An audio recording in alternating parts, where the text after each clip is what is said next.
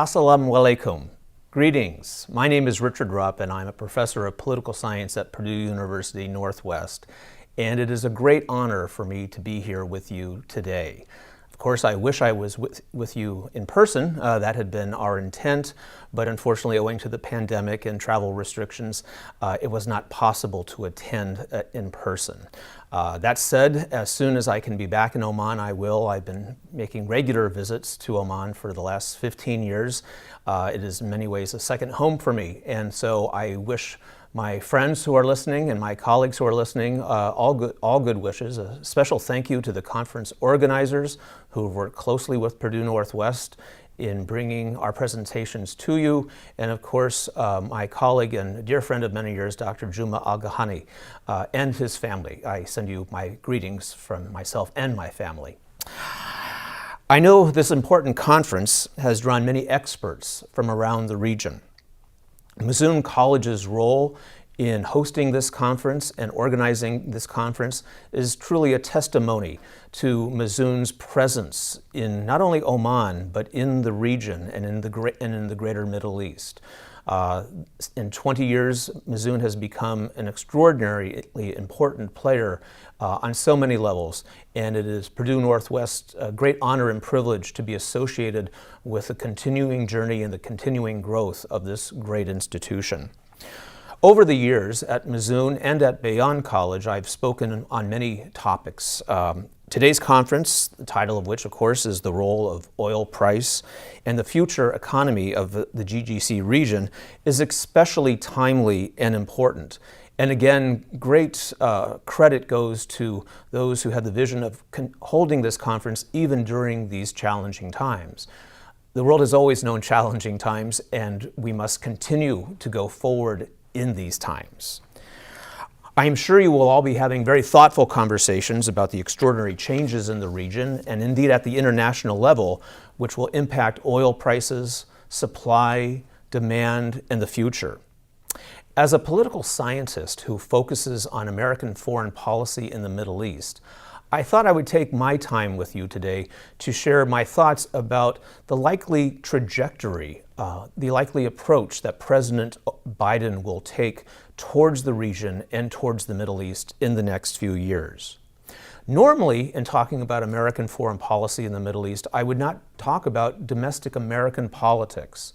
But as I imagine is no surprise to you, these are not ordinary times in America, and actually American domestic politics, more than ever perhaps, impact how foreign policy is being designed towards the region. So I will talk about both the international level and the domestic level in the next few minutes with you. The role that the United States has played in global politics since the end of World War II has changed significantly. For many years, of course, the United States was the dominant foreign power in the Middle East. Following World War II, America's interests, as you all know, centered on the affordable flow of oil, the containment of the Soviet Union, maintaining a balance of power amongst the major states in the region, and providing security assurances to the State of Israel. Since the end of the Cold War, the position, the power, and the reputation of the United States in the region has changed markedly. America's foreign policy priorities in the region, in the greater Middle East, in the last 2 decades, have not met considerable success. A 20-year engagement in Afghanistan, a war initiated by the United States in Iraq that is in the United States today compared to the American involvement in Vietnam, the Syrian conflict and the subsequent refugee crisis, Libya, Yemen, and the ongoing conflict with Iran. For Americans on both sides of the aisle, Republican and Democrat, it is difficult to look at these policy initiatives and see them as having borne a great deal of positive change. President Biden, who knows the region and the Middle East very well and has visited many, many times, seems intent upon reducing America's political economic, and military presence in the greater Middle East. I believe this view is shared by majorities on both the Republican and the Democratic side of the aisle. The reasons for this change are manyfold. First, as noted above, America is absorbing 20 years of initiatives that have not been particularly successful from the perspective even of Americans. They have been very costly in American lives and American treasure, and have been costly to the lives of the people in the Middle East. Although America, I believe, truly tried to effect positive change.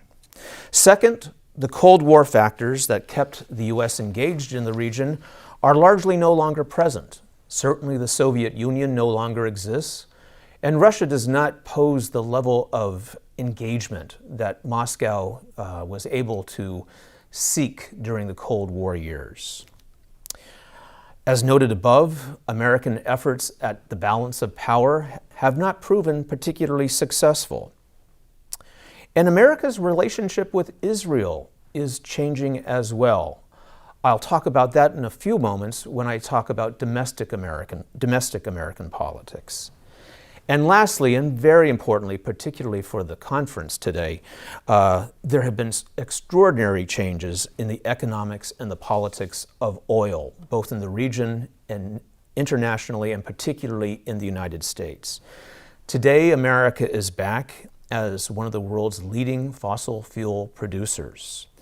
The cost of renewable energy is dropping and dropping sharply, and major investments are being made in wind and solar energies and other renewable sources. Electronic vehicles dominate new production in the automotive sectors. American corporations are spending greatly in green technology. And the effects of global warming are lending urgency to a shift away from oil. Let me now turn briefly to American domestic politics. As I said, normally when I talk about American foreign policy in the region, I do not talk about domestic politics because historically American foreign policy is made by a reasonably small number of American elites. The public is engaged, but primarily foreign policy is dealt with at that level. Since 2020, the United States has had 4 presidents: President George W. Bush, President Barack Obama, President Donald Trump, and now President Joseph Biden. The differences between these men and their policies and their conduct is extraordinary. And we've seen huge swings in American domestic politics and international politics during these 4 administrations. The difference between Barack Obama and Donald Trump, the difference between George W. Bush and Joseph Biden are really quite extraordinary. And it's no wonder the peoples of the world watch American politics and wonder what's coming next. Well, as you all know, my country is gripped by deep racial, social, economic, and political divides. Never in my lifetime, I'm 57, have I seen an America quite like this. There is no longer a broad, bipartisan consensus on American priorities or even, sadly, American values. I am an educator, and facts are at the base of what I do for a living. Unfortunately, now in America, it seems that we have individuals who do not share a common understanding of basic facts. Unfortunately, people seem to have their own facts. Donald Trump's presidency and his tens of millions of American supporters witnessed an extraordinary shift in American politics, which will not dramatically change, I believe. Donald Trump is no longer in the White House, but his views are widely shared and widely opposed. Joe Biden was elected in part to heal America's wounds, not all inflicted, of course, by the previous president. Biden is the sort of president the Middle East has known since the days of Harry S. Truman in the White House. Still, America has changed. The U.S. is not the power it was under Harry Truman, under John Kennedy or even under Ronald Reagan. The new emerging power, of course, in the world is China. And China will dominate President Biden's foreign policy in the next few years, not the Middle East. President Biden is clearly focused on domestic American politics. He has proposed the most ambitious domestic initiatives since Franklin Delano Roosevelt.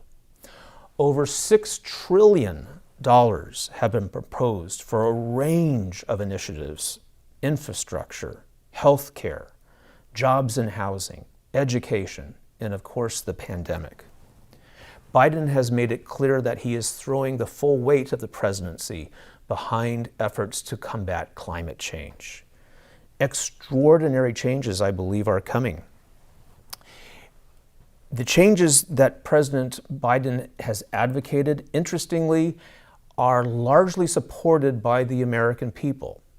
So we will continue to have considerable political divisions between the Republicans and the Democrat elected officials. But the sort of spending that is taking place, which only really can be compared to the social spending that we see in Western Europe since the end of World War II, will benefit all Americans. And in this regard, like President Biden, who is an optimist and a man who sees the glass as half full, I like to think of the world as being an optimistic place so our young people can have very bright futures. In the Middle East today, the priorities for President Biden are not great, but rather few. First, engaging Iran, or I should say re-engaging Iran on the nuclear question. The United States will also quietly, if not publicly, be encouraging and supportive of the current efforts to ameliorate and improve relations between Saudi Arabia and Iran.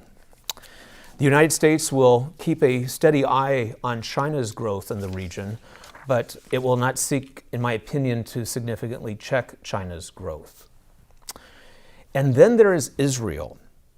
We all have been watching in the past 2 weeks as the Arab-Israeli, the Palestinian-Israeli conflict has surged yet again. There's very little, frankly, that President Biden will do to be able to affect this conflict. Prime Minister Benjamin Netanyahu had a particularly conflictual relationship with Barack Obama, and it remains to be seen what his relationship will be with President Biden. But there has been an interesting shift in America that you may not have witnessed in the last 2 weeks, because I think your focus, understandably, is on the more immediate crisis. There have been conversations within the Democratic Party, and both parties historically have been staunch supporters of Israel, as you know, but there have been conversations in the Democratic Party truly questioning America's commitment to Israel during these times. As you know, America has been gripped with very serious racial conflict in recent years, particularly this past year. The Black Lives Matter movement in the United States is supported by tens of millions of Americans.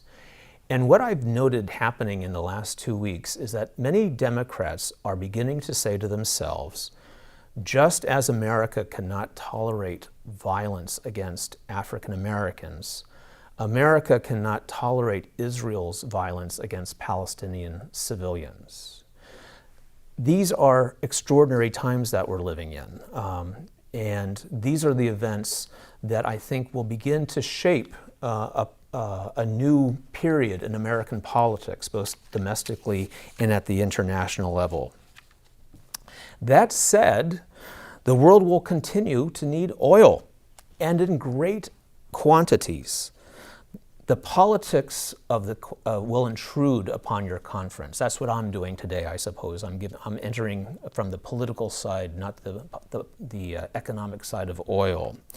But politics should not intrude too severely into your work. Thoughtful conferences like the ones you are holding will help the region plan for the future. Chancellor Tom Keon, who I believe you've heard from at Purdue Northwest, always encourages his audiences to embrace change. He sees opportunities for growth and innovation everywhere. The changes, frankly, that the pandemic brought to Purdue Northwest and to Mazoon University were extraordinary. But what we have done in the last year is, frankly, embrace these challenges and embrace the change. And I can say after a very hard year, we look forward to being on the other side of the pandemic, a more vibrant, nimble, and innovative university, including the use of technology. Just the young people who I'm working with this morning, who will be sending this video to you within a few hours, has been an amazing transformation that we've been making at the university. I regret that I am not there with you personally over the next 2 days. I would very much enjoy having lunch and dinner with you and sharing my thoughts, and more importantly, hearing your thoughts, because my knowledge of the region comes from you, not so much from me. It would also be my pleasure to share with you in conversations my great pride in P&W's association with Mazoon University and the many faculty and administrators and, of course, Dr. Juma, who have made this such a wonderful journey for Purdue Northwest. When I look back on my career, I will consider the work that I've done in Oman one of my greatest accomplishments and privileges. Thank you all so much, and I do wish you all the best.